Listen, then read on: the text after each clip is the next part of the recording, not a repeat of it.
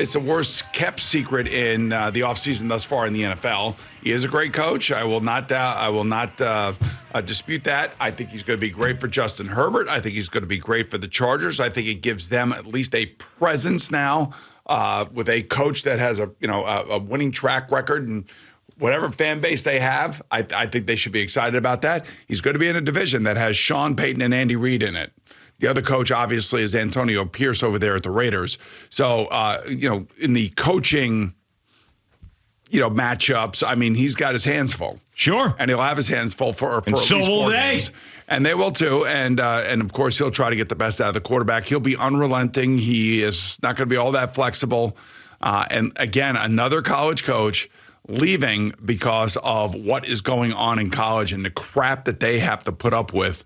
And I think most Michigan fans are probably really disappointed. I think most Michigan fans probably wanted to keep him and were hoping that he was going to stay. But I think that it also came out that Michigan was willing to put that immunity clause in there, that if somehow, some way he was going to get suspended for an extended period of time or whatever it was, the penalty was going to be, that would not be a fireable offense. Yes, which, I mean, I would imagine that was going to be the case anyway, unless something horrible came out about him in this cheating scandal that was really bad where they had no choice. But, I mean, he won the national championship at Michigan. He's a Michigan man. They were going to keep him there no matter what. I mean, if you're telling me it's some football spying controversy, that's one thing. I mean, if it was some sort of crazy off-the-field situation, yeah, but he could have gotten away with anything there when it comes to on the football field or gaining an edge. But he's leaving because of the nonsense and the suspensions. He's not leaving because of the nil stuff, because he was able to navigate his team to a national championship in that world. And he hasn't been there for that long. It's not like Nick Saban, who had been coaching college football forever, and then things changed, and he's like, man, I can't do this. Or Mike yeah, all those guys. And Jay Wright, we've seen a ton of it. Roy Williams as well down in North Carolina when you talk about college basketball. So this is a little bit different. He's going to be sanctions. There's going to be stuff. They're going to come after him. They suspended him twice. I don't need this crap. Perfect time. Let me get out of here. And you won the national championship. Going out on top. And oh, by the way, the team that's got Justin Herbert as the quarterback is available. It's in L.A. I know the West Coast. I've coached down there before. Perfect. And you get to bring your own GM with you. Yeah. So basically, I think he gave the Chargers a list of 3 or 4 guys who he has got some sort of relationship with, and one of them is one of the guys here that works with the Giants. John Schmelk, crazy, unbelievable. But anyway, I just think that it was like we knew that it was a match made in heaven. Yeah. And he got a 5-year deal from the Chargers.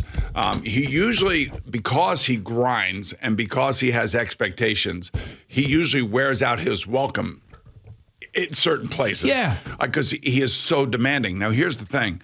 Like I always tell you, one of the reasons why I believe Bill Belichick has not been hired yet is because of what the Atlanta building internally is like. And all those leaks that are coming out of there now are people that are in self-preservation mode. They're trying to save their jobs. They're trying to save their jobs because they know Bill Belichick, a demanding head coach in this league who's been to the Super Bowl 9 times, goes into that owner's office and says, hey, nice to see you. Good to talk to you again, blah, blah, blah, blah. Owner says, what do you think we need to win? Well, the first thing we need to do is clear out the building because he's demanding. He's a head coach. He knows what it takes. He wants to control the building.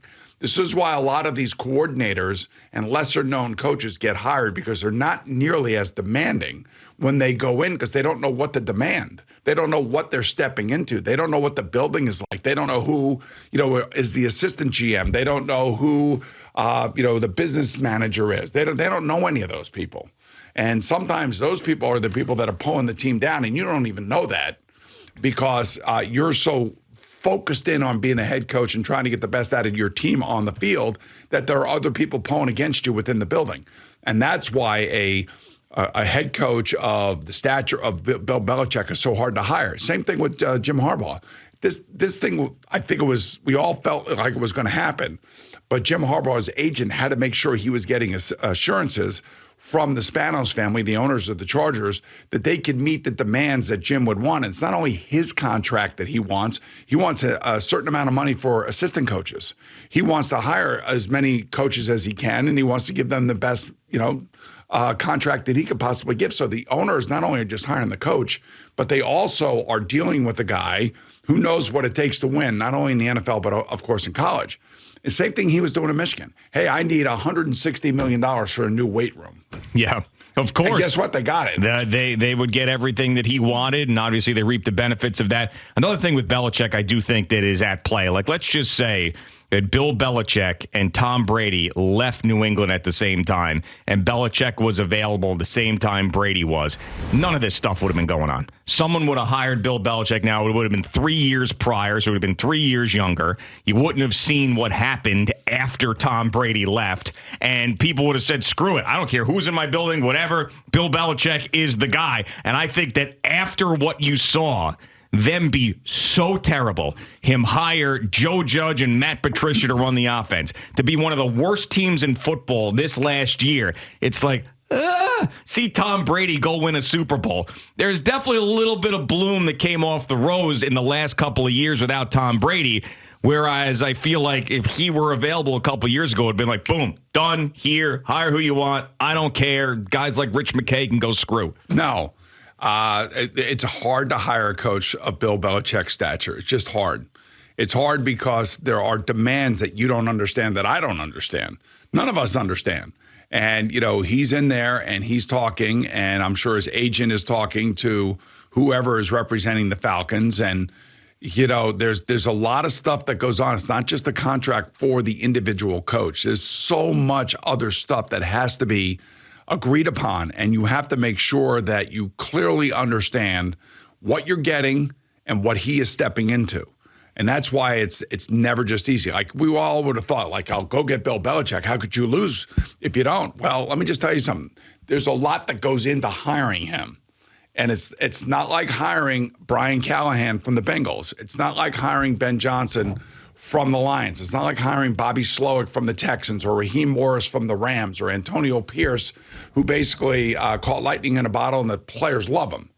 It's a completely different set of circumstances. This is like hiring Bill Parcells.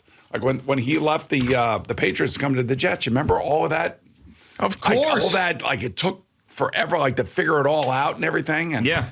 I mean, it's the same thing. And it's maybe even worse now, just simply because of his success and everything that he has done in his career. And it would give a team a legitimate shot, immediate credibility, especially if they had the right quarterback down there. The question is Arthur Blank willing to clean out some of the stuff that Bill doesn't want down there? But if you think that he's the greatest coach ever, I do. Don't you deal with some of that stuff? I mean, this is my point. That not all of his Super Bowls were won by Tom Brady. I mean, some of these defensive performances they put up, like against the Rams and Jared Goff. I mean, there was one, I think, long completion to Rob Gronkowski that kind of opened the game a little bit for the New England Patriots, but that defense just completely shut down the Rams' offense. No, I remember, and I was actually at that game. It was a CBS Super Bowl. It was down in Atlanta because it was a CBS Super Bowl. We were there, so yeah, I remember it vividly. And I do think he's the greatest coach I've ever seen. So I'm just trying to figure out a reason why, other than if I'm an owner. That's the reason. Here's the thing. I gave you the reason. No, I know, why. but for me, if I'm an owner. And I guess they don't think like this. If I'm an owner and I think he's the greatest coach of all time and is someone that still has a lot left in him and is going to try to go for the coaching record, I don't give a rat's ass who's in the building. You're telling me that I'm going to hire Bobby Slowick over this guy? Like, I'll wipe out the whole building in a second. This is big business. Winning is the only thing that matters. I don't care about anything. The ruthless word you always throw around. Like, what? Well, that's what it should be. What do I care about any schmuck that's in here? We've been failing for the last how many years? 6. Bring him in. 6 years of a losing record for the Falcons. So, like, close. They've been close. They're close to 500. I mean, they get I'll close. Deal with all his nonsense. Yeah, I would too if I were an owner. That's the thing. If I were the owner and I want add water and mix it up and let it go, I would definitely do it. But it's still a very, very. When he comes in, it's like a tornado, and he just like Jim Harbaugh going to L.A. Like I told you, L.A. had an open building. Yeah, like they didn't have a GM. This was the ownership that was hiring Jim Harbaugh and really trying to do it in conjunction with Jim Harbaugh so Jim Harbaugh could bring in a GM that he could work with, kind of like Kyle Shanahan and John Lynch out in San Francisco.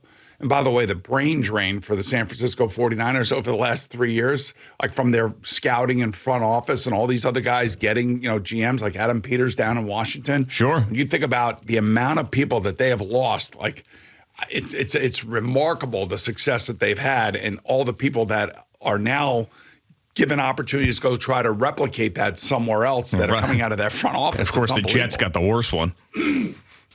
Well, I'm not talking about coaching. I'm talking about front office people. I mean, but coaches too. They got brains too.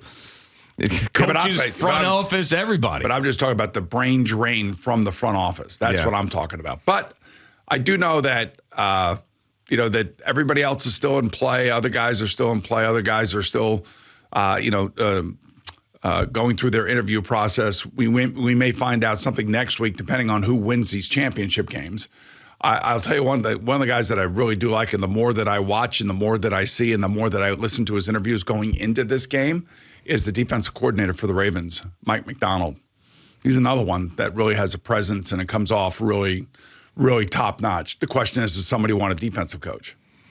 Yeah, and it's worked in different places. Obviously, we've seen a couple defensive coaches already be hired in Gerard Mayo and Antonio Pierce getting elevated. So it's not a foreign concept these days. But I do think that most owners, if given the opportunity and all things are equal, they would rather take the young offensive mind and hope that it turns into the next Sean McVay than try to go with a defensive guy, unless.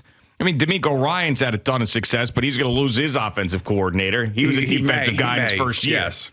He may lose him. He may not. I thought he was going to go to the Tennessee Titans. I thought for sure he was going to go to the Tennessee Titans, but they decided to go with Brian Callahan. Well, similar situation, right? Similar guy. Son of Bill Callahan, and also, obviously around the Cincinnati Bengals and their offense and Zach Taylor. It's another kind of extension of Sean McVay, Kyle Shanahan, all of that group of guys. Mm-hmm. So, and Slowick is in that group. And I would just say that, he's definitely going to be looked at. I mean, Atlanta is going from a potential of hiring Bill Belichick and just lighting everything on fire to hiring one of these coordinators who are going to have to come into a building where everybody else preserved their job. Now, people forget about this a couple years ago, but I don't forget about this a couple years ago. So Jim Harbaugh was in the Vikings facility interviewing for their head coaching job 2 years ago. And who was he talking to? He was the Wells family, and who else? And the general manager there, who was Kwesi Adolfo-Mensah, who was still there at general manager. Okay. All right. So Jim Harbaugh, is there. I'm thinking he's going to walk out of that building with a job. Mm-mm. And he's going to go back to Michigan, and he's going to say, sorry, pack up his stuff and stay there. Now, they ended up hiring Kevin O'Connell, who's been fine. But I was devastated because I've always been a Jim Harbaugh guy. I remember coming in here and being so pissed off about it, saying this guy was going to change the franchise, everything else. It's very Viking-like. That's the exact feeling that the Falcon fan is going to have if they don't hire Bill Belichick and they hire some. Now, Kevin O'Connell's not been a bad coach. Actually, I like the guy. But he's not Jim Harbaugh. He's never going to be Jim Harbaugh. And whoever the Falcons hire, chances are they're never going to be Bill Belichick or even anything close. So that fan base immediately is going to be deflated if they go with coordinator X as opposed to Hall of Famer. Yeah, so here's the thing about that Jim Harbaugh Viking thing. He had not won a college football championship yet with Michigan. Right. I think they had lost all these games to Ohio State, right, and all this other stuff. So he had a lot of unfinished business to do at Michigan, and I'm sure he was also using this as leverage against Michigan and his contract for his assistant coaches. So, and I also believe that he probably went in there and said, look, you want me? Then I got to redo all of this. That's why he never got hired, because the Will family, this is what I believe. I don't have any inside information regarding this, but I believe that the Will family said, no, wait, we're not ready for this. But the Spanos family is. And the Spanos family, is sitting in that stadium out there. They need a presence. They went down this coordinator road a couple times. It didn't work out for them. Now they need somebody to go in there and become, the face of the franchise and get the most out of their quarterback that they just gave a $250 million contract to. That is right. So it makes total sense for me. And I think all of us felt, anybody who's covered the NFL or just a fan of the NFL knew that Jim Harbaugh was going to end up there. Thanks so much for watching the video. Please like and subscribe. And don't forget to hit the bell so you're notified when we're dropping new content.